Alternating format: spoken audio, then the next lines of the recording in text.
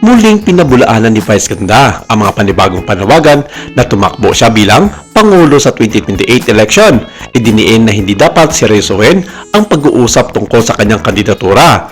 Ang paksa ay lumabas sa January 23, episode ng It's Showtime, kung saan pabirong pinag-usapan ng mga host ang espekulasyon na maaring itulak si Vice Ganda na hanapin ang pinakamataas na katungkulan sa ating bansa.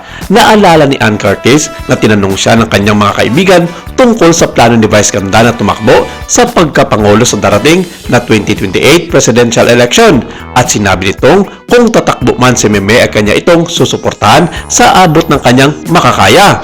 Pero ayon kay Ann, mukhang undecided pa ngayon si Vice Ganda sa kanyang mga desisyon tungkol dito. Sabi niya, "Kapag tinanong ako ng mga kaibigan ko, do you think Vice will run? Sabi ko, masyado siyang maganda ngayon. Ayaw niyang stress ang self niya. Pero sabi ko sa kanya noon, na igo muna kasi susuportahan ko naman siya kung sakasakali." Lalong lumakas ang kalukuhan ng pabirong sumigaw si Jong Hilario, Press Ganda, parang nangangampanya para kay Vice Ganda. Ang komedyante pa man ay agad isanara ang mga biro. Sagot naman ni Vice, "Hoy, tama na yung mga biro-biro na yan. Nagbibiroan lang po kaming magkakapatid. Huwag kayong nagpapaniwala. Mababas na naman ako ng mga alaga ng mga tatakbo. Akala nila totoong tatakbo ako.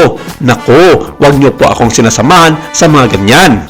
At maging ang isa sa kanya mga co-host sa show na si Kim Chiu ay pabor sa sinasabi ni Ann sa pag-i-endorso kay Vice Ganda bilang kanilang pambato sa pagka-presidente sa darating na eleksyon.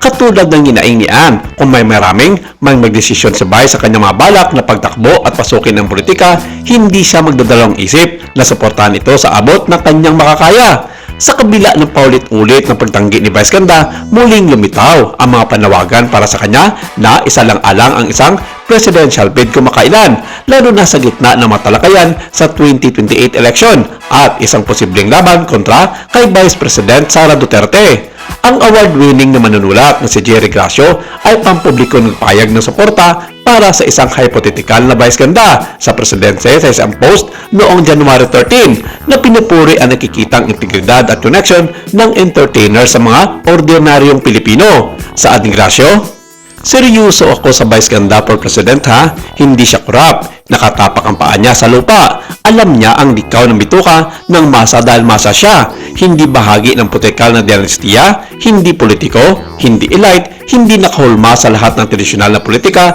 na alam natin." Ang kinikilalang direktor na si Lab Diaz naman ay nagpayag din ng kanyang suporta para sa posibleng kandidatura ni Vice Ganda sa isang episode noong September 2025 ng Ang Walang Kwentang Podcast na pinangunahan ng mga direktor na sina Antoinette Jadaone at JP Habak.